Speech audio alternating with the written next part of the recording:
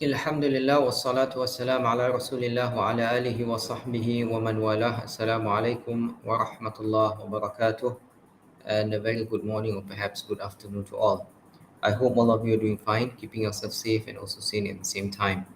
Um, oh, now I just realized that rhymed. Anyway, um, last week we looked at some principles in dealing with the Quran and also Sunnah of the Prophet Sallallahu Alaihi Wasallam, and we also discussed these principles in class.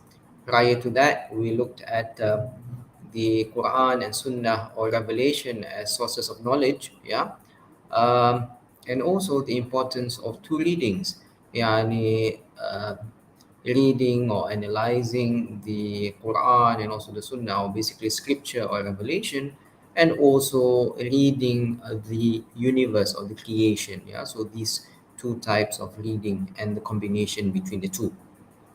And in relation to this, perhaps we shall now look at the Quran, Hadith, science, and technology. And there will be another topic which we shall go into, which is the Quran, Hadith, and human sciences. But for the purpose of today's presentation, inshallah, I shall go through the Quran, Hadith, science, and technology. And perhaps we might discuss this further in our meeting on Wednesday morning, inshallah. So let me just enlarge the what do you call it, the slides for you. Perhaps this presentation will take about 20 to 30 minutes, inshallah.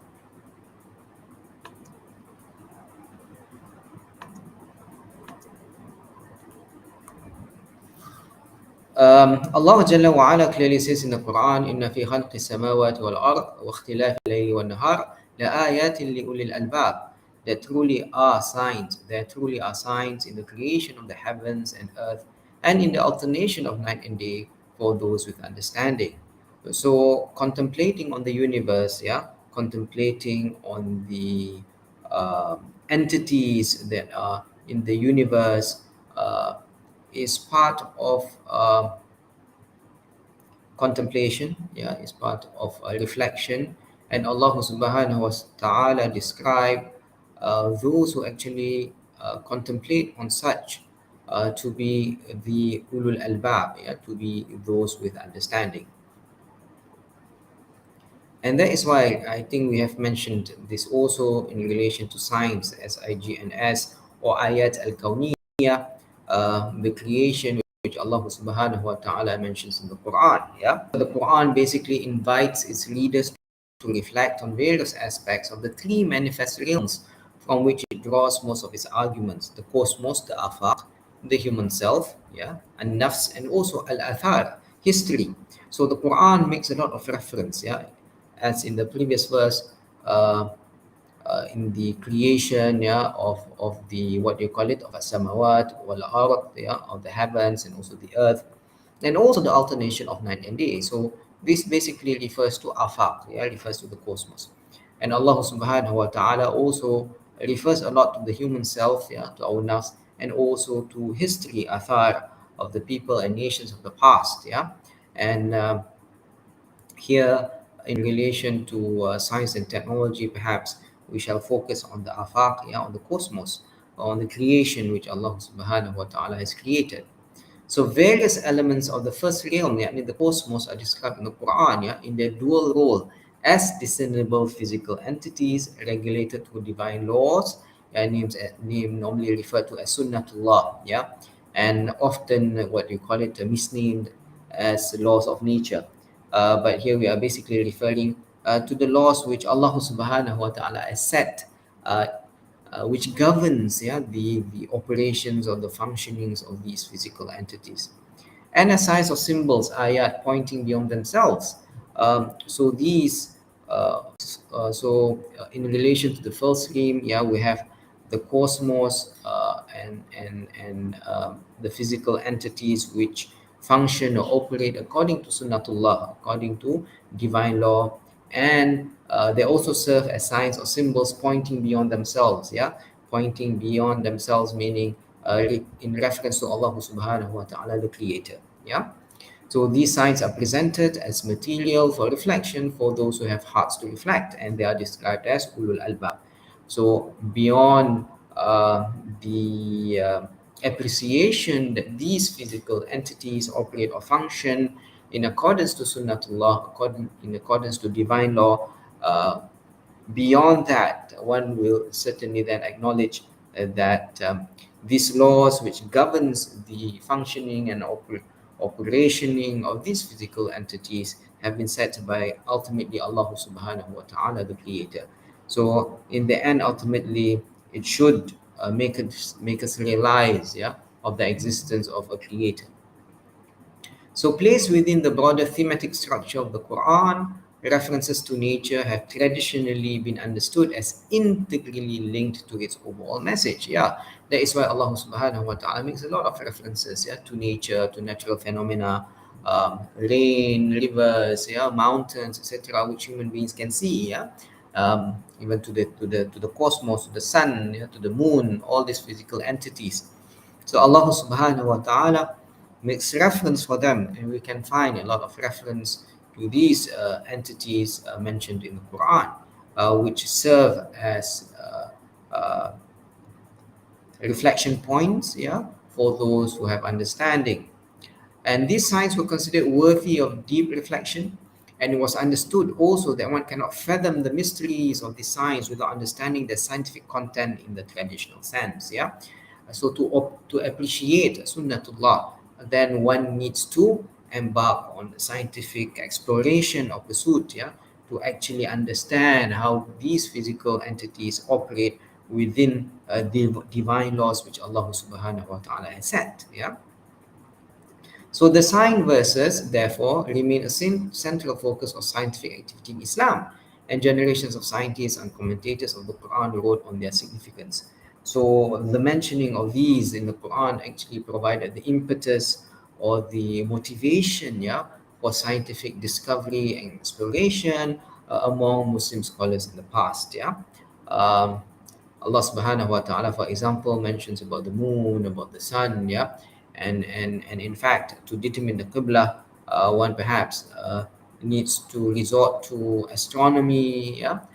So all of these actually then motivated Muslim scholars in the past, and many of them were actually scientists to explore and to pursue further, yeah, their what you call it, the endeavor to actually understand the laws governing these physical entities which Allah subhanahu wa ta'ala has created. So Toshihiko Isuzu argues that nature is not seen as something separate, but as an integral part of a holistic outlook on God, humanity, the world, and the cosmos. Yeah. So these links imply a sacred aspect to Muslims' pursuit of scientific knowledge, as nature itself is viewed in the Quran as compilation of signs pointing to the divine. So again, this provides the impetus and also the motivation for Muslim scientists, yeah, to explore nature, yeah, because it is sacred in a sense, because the Quran makes a lot of reference to nature in the Quran. I mean, Allah makes a lot of reference to nature, to creation in the Quran. So Muslim inspiration for the study of nature comes from where? Comes straight from the Quran, which specifically and repeatedly asks Muslims to investigate systematically natural phenomena, not simply as a vehicle for understanding nature, but also as a means for getting close to Allah subhanahu wa ta'ala. So the purpose here is not only to appreciate and understand Sunnatullah, yeah, to understand the nature and the way it is governed by certain laws, which Allah subhanahu wa ta'ala has determined, yeah, but ultimately also is to recognize, yeah, that Allah subhanahu wa ta'ala is the creator, the one worthy of worship. And we are commanded by the Quran to seek knowledge and read nature for signs of the Creator.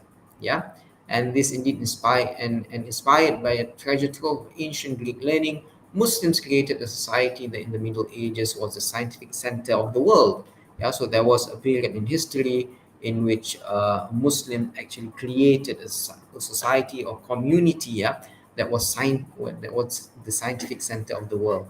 So we know the story of Baghdad, of Darul Hikmah, of in which there were many scholars, yeah, gathered, and a lot of scientific pursuits and explorations were being conducted and performed during that time, to the extent that places such as Baghdad became the center, yeah, for scientific exploration, and later on, many books that were written in Arabic in relation to science, yeah, and technology during that time were translated into Latin.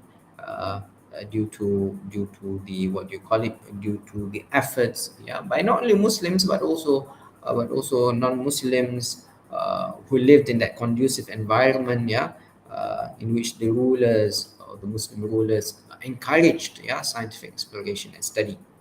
So the Quran has many topics on scientific interests to persuade Muslims to think and to investigate nature. And on every page, the verses suggest that mankind gain knowledge through critical recognition of God's sign.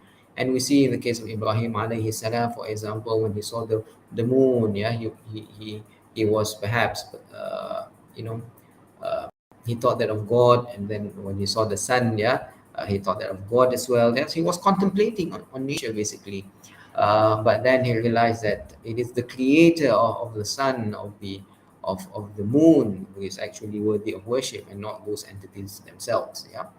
And the pursuit of science was indeed respected in Islamic civilizations in the past. It was encouraged, and often the scholars were also, of the scientists were also often rewarded, yeah, by the rulers who paid attention or gave due attention to scientific exploration and discovery. So there was that conducive environment for scientific exploration to take place in the Muslim world. Unlike perhaps in the Christian world, where there was basically a tension, yeah, between science and scripture, yeah. This did not take place, yeah. So this tension was not that strong, or was not that evident when it came to the Muslim world, unlike in the Christian world, yeah. So Islam has not asked man to pursue knowledge for only science sake, not only to believe that pursuit is an end, yeah. So the pursuit for knowledge, the scientific discovery or exploration, is not an end in itself. Yeah, it is not an end. It's basically a means. Yeah. So the pursuit of scientific knowledge is not only to understand nature through science, but also to serve the community and to protect and promote its ethical and moral institution. So all this scientific discovery, should be used in a way that benefits humanity. It should not be used to cause corruption on earth, to cause devastation. Yeah.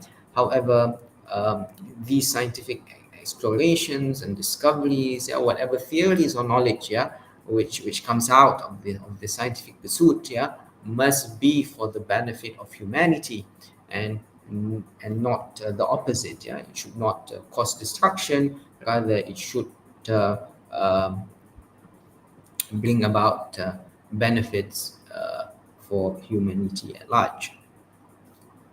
So we have to bear that in mind, that the pursuit of science from an Islamic perspective uh, should be that. I mean, the aim of such a pursuit should be that. So Ziauddin Sardar mentions the purpose of science. Yeah, the purpose of science is not to discover some great objective truth.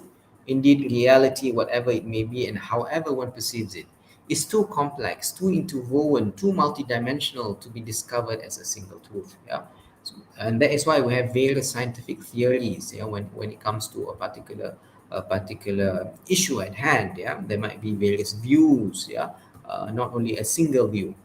So, the purpose of science, apart from advancing knowledge with ethical bounds, is to solve problems and relieve misery and hardship, and improve the physical, material, cultural, and spiritual lot of mankind.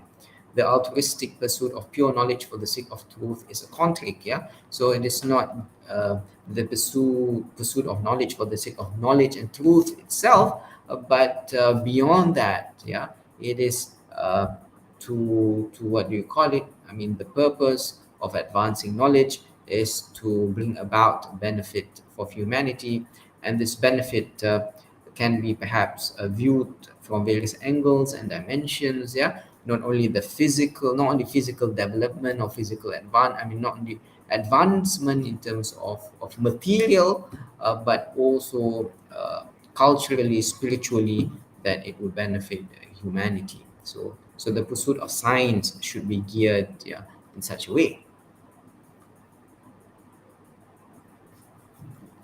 And Said Hussein Nasar argues that only assigns the issues from the source of all knowledge, yeah, from the knower, from Al-Alim, yani from Allah Jalla wa Ala, and that is cultivated in an intellectual universe in which the spiritual and the ethical are not mere subjectivisms, but are fundamental features of the cosmic as well as the metacosmic reality, can save humanity today from this mass suicide that parades as human progress. Yeah. So here, Nasar is basically arguing that many of perhaps what is named or labeled as scientific progress, yeah, actually brings about destruction, and that's why perhaps he has described it as mass suicide. Yeah.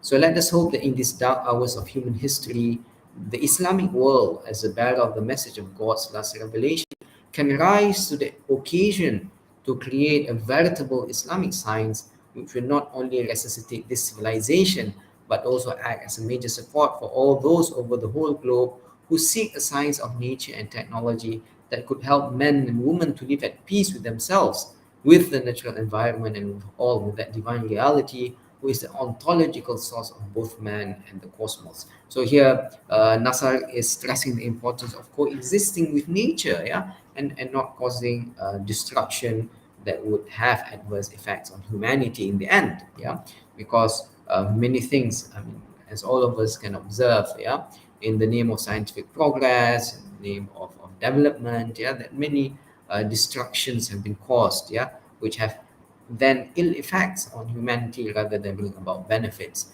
And the ethical boundaries which have been set, and we can derive such ethical principles, we can infer them from the Quran, from the Sunnah of the Prophet ﷺ, yeah, and this can serve as a framework of how we can pursue, yeah, scientific knowledge, scientific discovery, scientific exploration. The current reality is that, as Nasar Said Hussein Nasar describes, yeah, that the sheer reach of modern science and technology, their essential role in structuring and dictating lifestyles, habits, and human relations, their insidious ways of affecting traditional cultures, their destructive impact on nature, and their ability to transform and reshape societies are rapidly destroying the fabric of traditional societies everywhere in the world. Yeah. So here he is basically highlighting the adverse effects of development, and also what do you call it, scientific advancement, yeah, or that which we assume to be advancement, but in fact causes destruction. Muslims no longer live in a world protected from the ravages of modern technology. Yeah, in fact, the Muslim world is at the forefront of accepting all forms of modern technology, along with everything else that comes from the modern West, especially if it is presented in the name of science. Yeah, so unfortunately, we in the Muslim world are mainly consumers. Yeah, when it comes to technology. And we have to bear in mind and appreciate the fact that this technology or this advancement sometimes comes with a price to pay, and we Muslims normally often pay that price, that heavy price, where it has effects on our culture, yeah, on our norms, yeah, and I think this is what Nasar is trying to argue. And the massive influx of modern technologies in Muslim societies have rapidly changed the way Muslims now live in most part of the Muslim world. Yeah. And these new lifestyles are largely dependent on modern technologies, which are often imported without any concern about the impact on the spiritual, cultural, and social life of the community. Yeah. Uh, so he is basically trying to say that, sometimes we subconsciously import this technology, yeah, and sorry, we import this technology, and subconsciously we also import, yeah, the side effects of such technology, uh, and we have to acknowledge that it indeed has an impact on the lifestyle, yeah, and also the spiritual dimension, yeah, a culture and society of Muslims around the world. And this is evident also from this verse in the Quran where Allah Jalla wa ala says, ظهر الفساد في البر والبحر بما كسبت أيدي الناس لِيُذِيقَهُمْ بَعْضَ الَّذِي عَمِلُوا لَعَلَّهُمْ يَرْجِعُونَ. That corruption has flourished on land and sea. Yeah, so here, al-fasad, corruption, devastation has flourished on land and sea as a result of human actions. Yeah, and Allah will make them taste the consequences of some of their own actions so that they may turn back. Yeah, and an easy example perhaps would be the adverse effects of climate change. Yeah, as a result of human activity. Yeah, uh, I mean, which in turn causes natural disasters, etc. Yeah. So, I mean, we can relate it to this verse in the Quran, which Allah Subhanahu wa Taala mentions that in the end, or ultimately, this corruption or devastation, yeah, on earth and also in the oceans, are results, yeah, of human activities. So the Quran actually insists that the world of creation is worthy of study, yeah, but it is worthy because at all levels of its activities and processes and in its very existence, nature reveals the wisdom of God. Yeah, in discovering certain laws governing the physical entities in the cosmos. Yeah, the Sunnatullah basically, we are revealing, yeah, or unraveling the wisdom of Allah Subhanahu wa Taala. Yeah, and it should bring about in man that sense of wonder and awe that contributes to his spiritual perfection. So there is that spiritual dimension, yeah, which scientific discovery or exploration should have a spiritual impact on human beings. So all sciences of nature are legitimate and in fact encouraged, provided they reflect something of that truth, haqq, with which the world was created, and that they enable man to contemplate in the created order the wisdom of God, and to use the science gained thereby in his service. Yeah, in his service here, meaning in carrying out our function as khalifas, as vicegerents on earth, which Allah Subhanahu wa Taala has entrusted us with. Yeah, so we must bear that in mind, that it is Allah who has entrusted us with this role of being His vicegerents on earth, and as such, any scientific exploration or scientific pursuit, yeah, should be used in that sense, yeah, or should serve in that sense our role as khalifas on this earth. So no science can be acceptable to Islam that does not in some way remind man of the wisdom of the one from whom everything issues and to whom everything returns. So I mean, from the Islamic perspective, yeah, all the science, yeah, comes from Allah Subhanahu wa Taala, who is indeed the source of such science. And in this exploration, we acknowledge, yeah, uh, the what do you call it, the superiority, the magnificence, the majesty of Allah Subhanahu wa Taala, which is reflected, yeah, in such creation, which is reflected in such sunnatullah which He has designed. Yeah. So, in this indiscriminate praise of modern science and technology, blindly equating science in its current English sense with the ilm of the Noble Quran, the Hadith, and the whole Islamic intellectual tradition. So here, Syed Hussein Nasar is basically making a critique, whereby uh, that oftentimes we equate perhaps, yeah, modern science and technology with ilm, the term which is used in the Quran to refer to knowledge and science, when in fact he argues, as mentioned just now, this ilm has ilm. I mean, in an Islamic sense, would embody the realization that all knowledge, or the source of knowledge, is ultimately Allah Subhanahu wa Taala. Yeah, and as such, there is this spiritual dimension when it comes to al-ilm, and it is not as most scientists and Westerners perhaps would conceive science as something which is devoid of God, or devoid of the spiritual dimension of human beings. So most have remained impervious to the difference between the goal of knowledge as the gaining of wisdom, increasing the depth of understanding of God's signs and ayat and His creation in relation to Him, and the perfecting of the human soul on the one hand, and His goal of gaining power to dominate over God's creation and other human beings. Yeah. So the purpose of science here, again here, the aim, the ultimate aim, yeah, is for us to gain wisdom, yeah. And there is indeed a difference between knowledge and wisdom. Knowledge, perhaps is I think we have gone through this, yeah, the difference between knowledge and wisdom, that wisdom lies in the ability to actually know the proper places of things, yeah, or how do we actually, what do you call it, or how do we actually use such knowledge or such information for the benefit of humanity. It's not just about information per se, yeah. And that the goal is not to dominate over other human beings, yeah, or to dominate or to exert our dominance upon creation, but rather it is to bring about benefit, yeah, for humanity. So knowledge and its applications cannot evade ethical implications. Yeah. So here Nasar is stressing the importance, or the importance of ethical implications. Yeah. Of not only knowledge but also the application of knowledge. Yeah.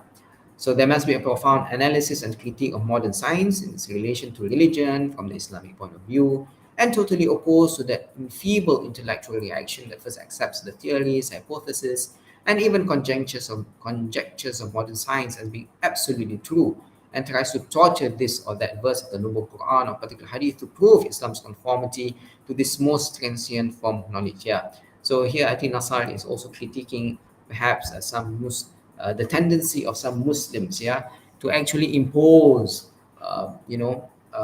certain meanings of Quranic verses, yeah, so that it will be in line with certain scientific theories, and there is that tendency, yeah, to equate perhaps the Big Bang theory with a certain verse in the Quran, etc., etc. Yeah, when actually such is flawed. Yeah, such an argument is actually flawed, and there is an article on this which I will share with you, inshallah, and as part of our homework for next week, yeah, regarding this issue of trying to impose, yeah, scientific discoveries or scientific theories or hypotheses on verses of the Quran, yeah, and then trying to convince others that oh, the Quran mentioned this 1,400 years ago and it is indeed in line with science, etc., etc. But when in fact this argument is actually flawed.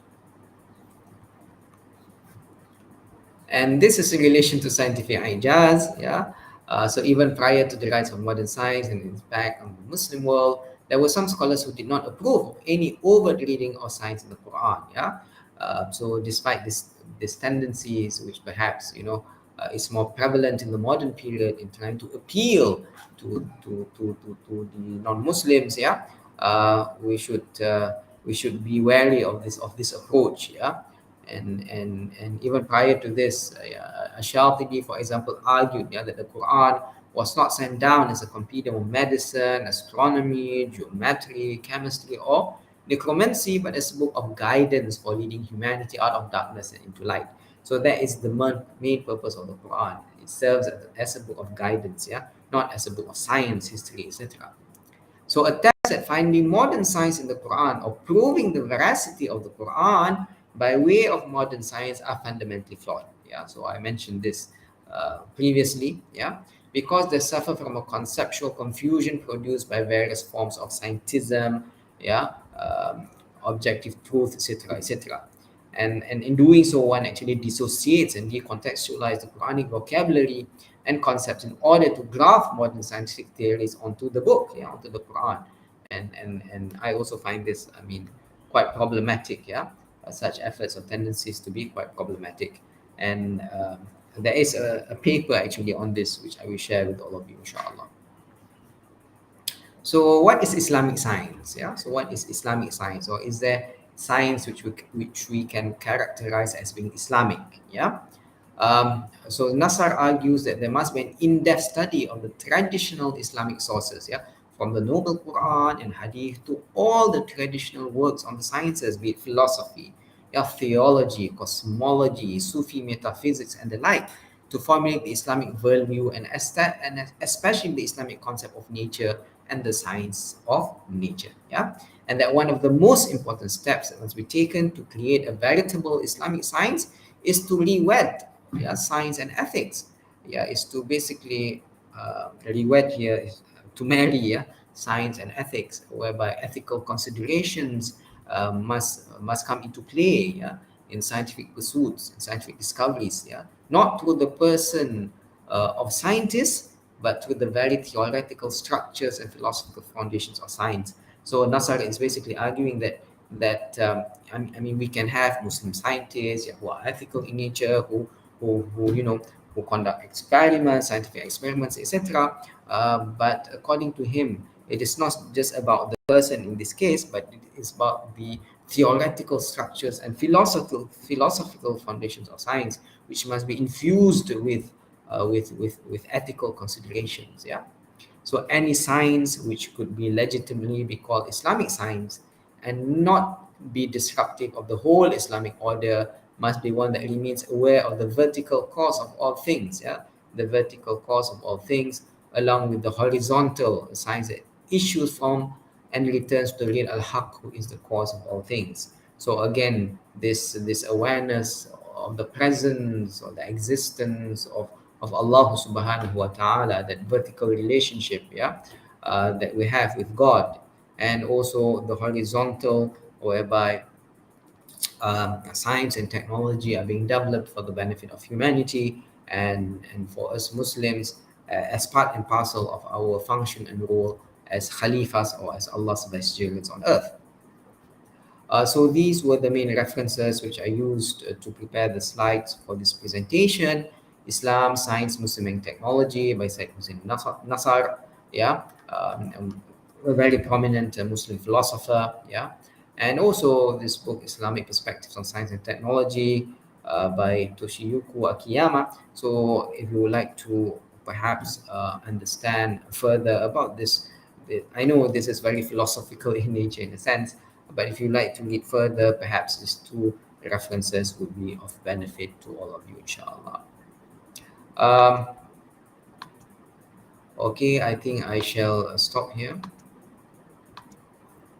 Thank you very much for watching this lecture live, and I hope that I do not bore you to death. Um, so I hope that by Wednesday at least, all if not most of you have gone through the slides, yeah, and perhaps there are certain issues that may be discussed, yeah, in our class on Wednesday afternoon. Sorry, on Wednesday morning, inshallah.